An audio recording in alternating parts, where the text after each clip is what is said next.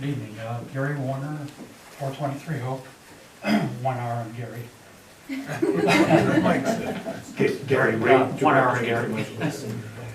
I live at the Belvedere and we have a parking deck out back, and I have to say we have the narrower parking spaces with double lining. I would recommend that you put that in.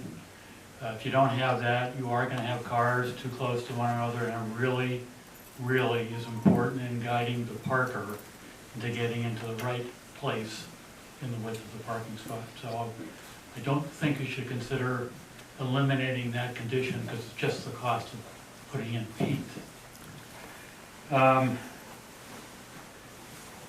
I wrote a letter to the editor this week. I think you got a copy, suggesting that one way the developer could meet the 10% public access requirement would be to turn over the rights for up to 15 slip spaces that was part of the riparian rights deal with the town, I think signed in 2010.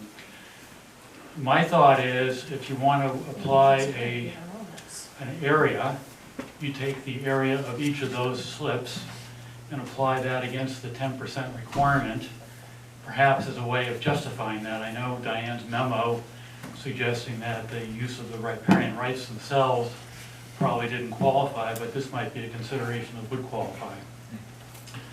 I assume the developer has a responsibility for paying the annual fees for those slips, so it's not a financial situation.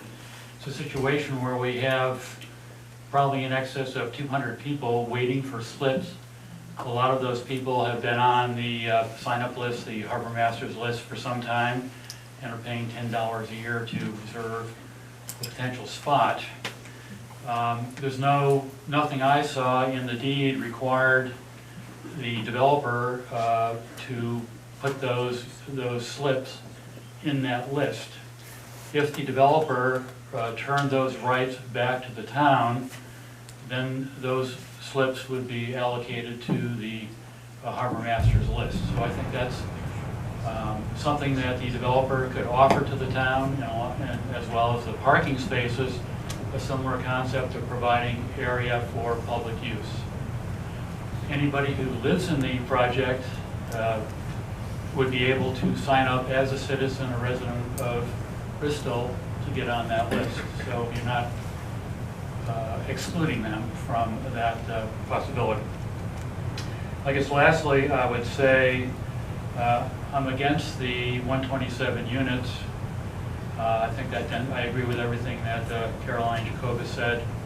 If for some reason you do decide to go to a higher unit density, I would suggest, in accordance with the current zoning law, which requires a 20% no in lieu fee requirement, that any additional units above the 98 would be all affordable housing.